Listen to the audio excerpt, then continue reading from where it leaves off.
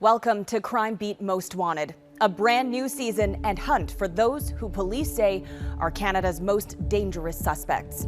I'm Tracy Tong.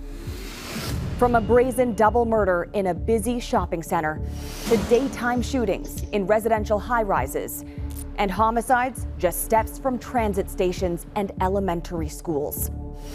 These violent crimes have shattered families and sparked fear in communities. And those allegedly responsible have not been brought to justice.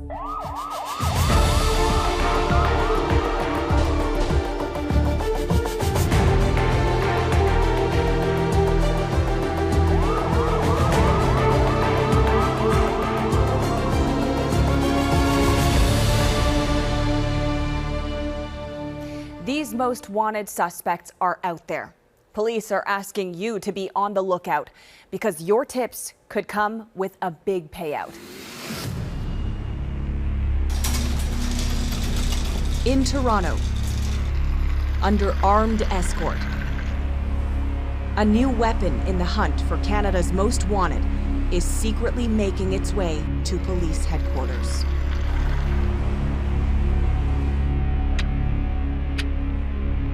Officers from across the country are here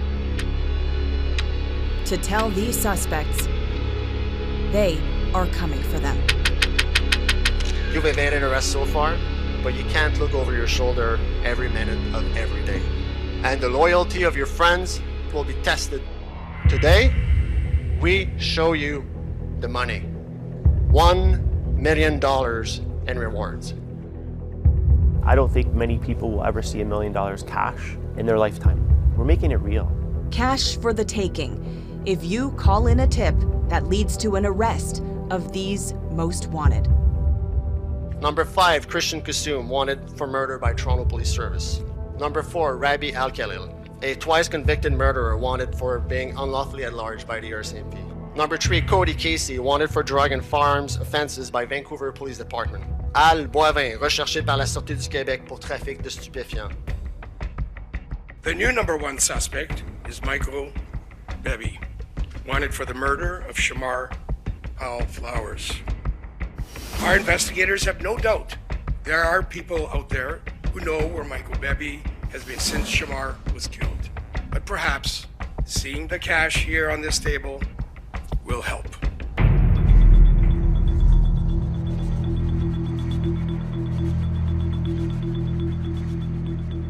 It's a warm summer night in Toronto's Greektown. Danforth Avenue is lined with patios, bars, and restaurants, and people are out for a good time. At 3:30 in the morning, it's quiet until we heard a loud one gunshot. We called 911 right away. And we can hear shouting afterwards, and we can hear somebody saying, "Just breathe, just breathe." It happens here on a dimly lit side street. A bullet strikes a young man in the chest. He is rushed to hospital. We begin tonight in Greektown, where a man is dead after an overnight shooting. I was the first investigator on scene from our team. It was the middle of the night, still it was dark out. By the time I had arrived there was a lot of uniformed officers already there. The scene had been controlled. I went to St. Michael's Hospital at that point in time to see what was going on and get an update there. There were a couple witnesses, some friends. I had an opportunity to speak with them briefly at the hospital. And by that point, I had come to learn that the victim in this case, Mr. Shamar Powell-Flowers, had passed away from his injuries. Believe me, I felt it. When you're a mother, I felt it. I knew something was wrong. 29-year-old Shamar Powell-Flowers was a talented construction engineer, the youngest of 6 siblings. He lived with his mother in Toronto. He didn't come home that night. I started calling everybody because he doesn't sleep out. And I was like, no, something's not right. In the morning, that dreadful morning when his best friend knocked my door and said, "Your brother's no longer here." And my son said, "What the F do you mean my brother's?" And I fell off the bed. I still can't have a limp because I fell off the bed. call that I received was from my mother screaming at the top of her lungs that Shamar is not here. Get to the hospital. I see 2 officers coming down with one of the main doctors. Even now, I struggle with the understanding and the concept of the fact that he's really not coming back. Like, how? As day breaks, detectives search for answers.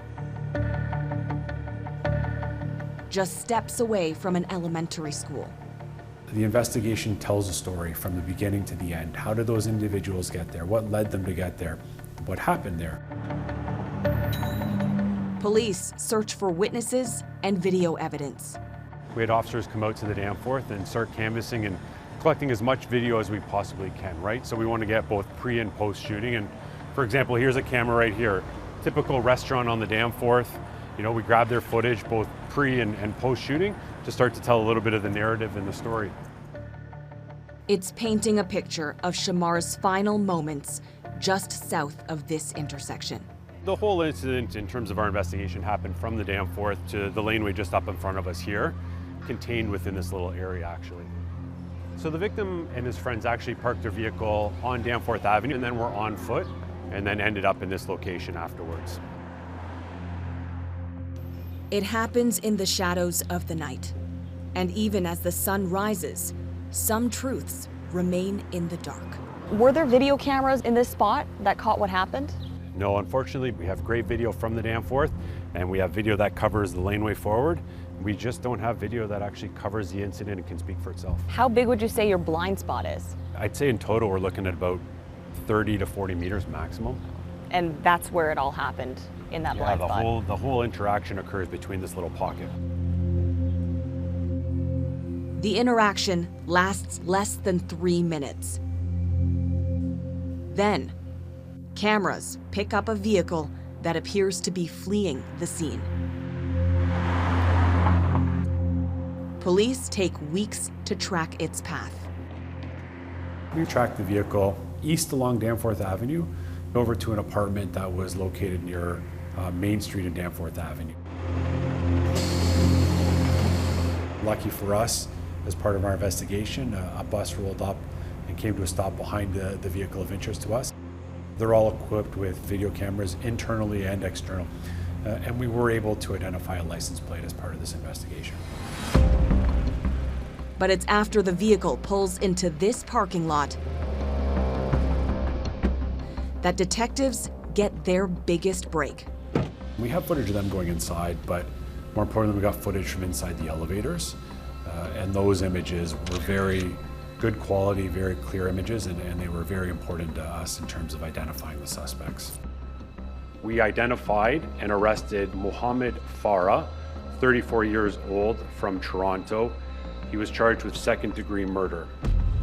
One suspect remains at large. I am here today seeking the public's assistance in locating our second identified suspect in this investigation. The individual here to my right on the screen is identified as Michael Bebee. The surname is B-E-B-E-E, 35 years old, from Toronto, and he is now wanted on a Canada-wide warrant for the charge of second-degree murder.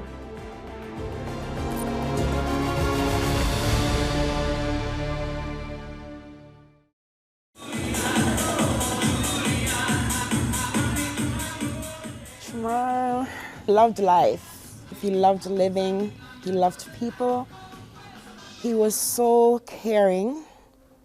He was very, very, very, very loyal. Very loyal to the end. Some claim to wear their heart on their sleeve. Shamar Powell Flowers did this literally with a tattoo of his mother's name. He loved his big family fiercely, and they loved him back. Shamar was just, he was a little bit of all of us. So he had a goofy side, he had a serious side.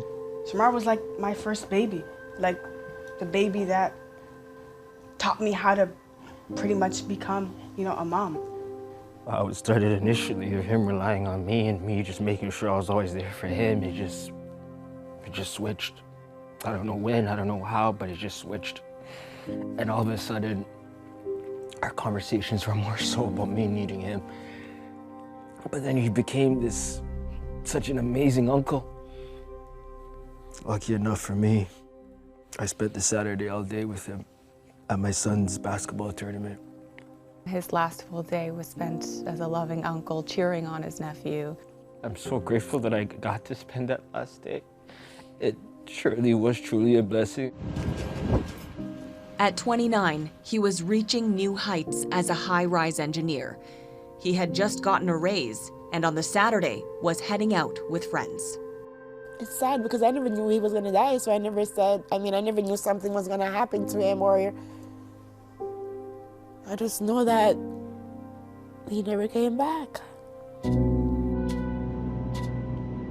That night, Shamar drives downtown. They were out for just a social night, the three of them. They gone to a couple different establishments. At one point, they'd gone to do some karaoke, and then they'd ultimately made their way up to the Danforth to, continue enjoying their evening somewhere. They end up in Greektown, heading to an after-hours bar. The night gets blurry here, but investigators believe Shamar was defending his friends when he was killed. There was an interaction between two groups of individuals.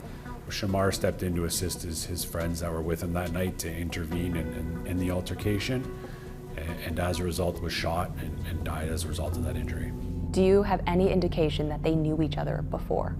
I have zero indication that they knew each other prior to this incident. So this would have been a heat of the moment type of argument or fight? I honestly don't know what led up to, or what started, or which of the groups even started it. I don't know.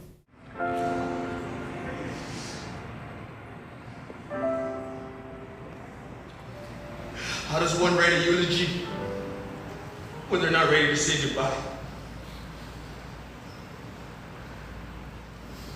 Rest in peace, baby brother. Rest in peace, big brother. Rest in peace.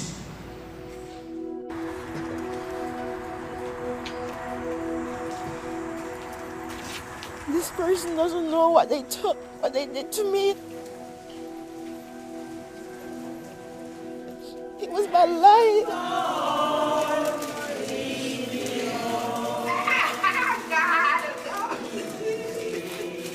It was my everything. Precious Lord.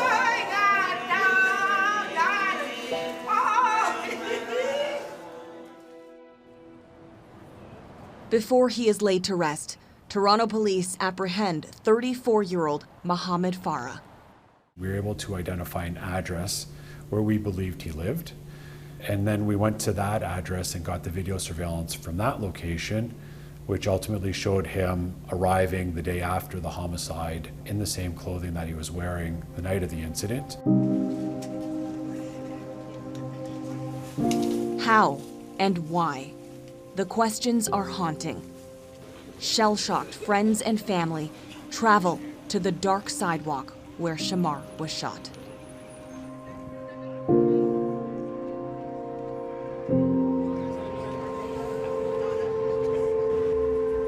As police keep eye on the vigil, homicide detectives are on the hunt for their second suspect, Michael Bebee. The 35-year-old had already spent time behind bars and was under a firearms prohibition. In 2019, at a sports bar in the Greater Toronto area, he was caught on security camera, heading out to the parking lot after trading words with someone. Minutes later, in a laneway behind the bar, there's a gunfight. Bebee, in the upper right of the screen, fires 4 shots. No one is injured. 4 years later, he is wanted for second-degree murder.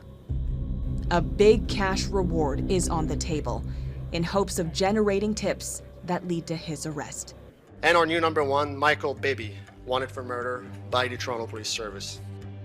As soon as the media launch occurred, Thank you for calling Toronto Crime Stoppers. How may I help you? For what city or town? the phone started ringing. as that moved across the country in different time zones, you could see, you know, tips coming in as this hit different areas of the country. Detectives jump on a trail heading east. You won't believe where they end up.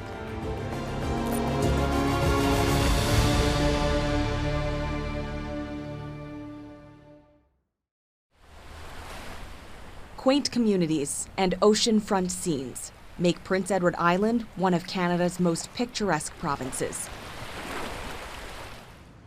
Charlottetown, its capital city, is home to 40,000. It's a close-knit community where strangers stand out.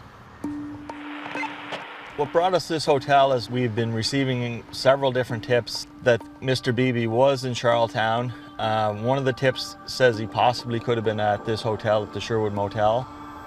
Just 10 minutes from the airport, a surveillance team is on the lookout. I'm positioned directly in the middle of the motel. It's a courtyard style, drive up to your room, and I'm parked right in the middle. I'm positioned at the corner of McAleer Drive and Brackley Point Road. I have a view of the front face of the Sherwood Motel. I'm parked about a football field away from the Sherwood Motel. We just kind of set ourselves up in a position where I can see the front motel rooms and the two side motel rooms, and then Brody's inside the parking lot where he can see everything else inside. They're experts at picking out the littlest of oddities. There's a lot of people in and out, of course, but this specific male just stood out to me. He would open his door up, and it would only be open a few inches. And I could see him standing around in the doorway, and would come back numerous times. That kind of piqued my interest. So I gave my partners a heads up, and I said, this potentially could be our suspect, just from the way he was acting. Yeah, 10-4, see him peeking out the door there. I'd say it was probably around 6 p.m. Where I saw him finally come out. He exits his room, and I can see him in my rearview mirror. He's coming closer and closer to me. And I just look out my driver's side window to my left. He's probably 15, 20 feet away from me. And that's when 100% I knew, that was Michael Bebee, and that's the guy that we wanted and we were looking for. But as a cab pulls up, their suspect is on the move. The importance of not losing him at that point, it really amps it up, and making sure that we keep eyes on him. If we lose sight of him there, then we may never see him again. He gets into the cab, and I just grabbed my radio and I let the other guys know. I kept eyes on it from then on out. As they pass, I call out saying they're continuing south towards the bypass. I'm just a couple cars back from them. I'm just radioing every movement that we do, left, right, straight. I believe there's 4 or 5 of us all together that are following in line. We have no idea where we're going to, just like I say, we keep a close eye on them and make sure that we don't lose them. The cab pulls up at a local store. Seeing him go inside the store, I parked my vehicle and I ran across the street, and that's where Michael Bebee was. He's at the counter, and we just approached him and arrested him. After the takedown and after placing Mr. Bebee in arrest, I don't think he had any idea anybody was following him. Charlottetown police make a call to Toronto. It was an exciting phone call to get. They actually brought him to the airport, at which time, we took custody of him. They turned over all of his property to us, and then we got back on a flight and flew back to Toronto. This is Global News at 5:30. Canada's most wanted fugitive has been arrested. Michael Bebee is a suspect in a murder in Toronto's East End last summer. He was found in Prince Edward Island. Now this comes exactly 1 week after he was put in the #1 spot on Canada's most wanted list by the BOLO program, which stands for Be on the Lookout.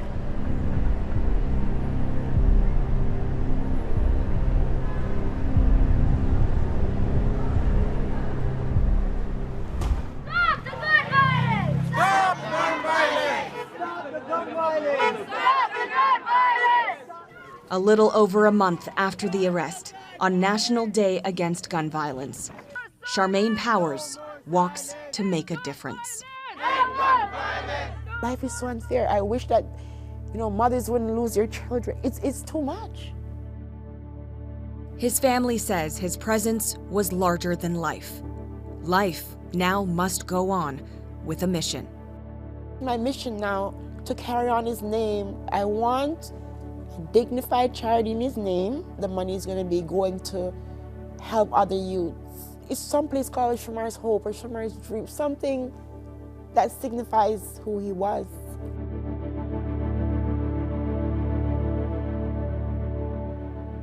Michael Bebee is arrested, but many more remain on the wanted list. Behind each one, families waiting. I want to let them know that somebody's going to pick up the phone and help you. Don't give up hope. I know one day you guys will get your justice, and I hope to God that somebody will pick up the phone. Take a good look at Canada's most wanted. Try to remember their faces, their height, their build. And if you have any information, no matter how small, call Crime Stoppers. Remember, it's anonymous, and you could get paid for tips leading to an arrest. I'm Tracy Tong. Thanks for joining us on Crime Beat Most Wanted. See you again next time. For more from Crime Beat, there are over 80 episodes of the Crime Beat podcast available now on Apple Podcasts, Spotify, Amazon Music, or wherever you find your favorite podcasts.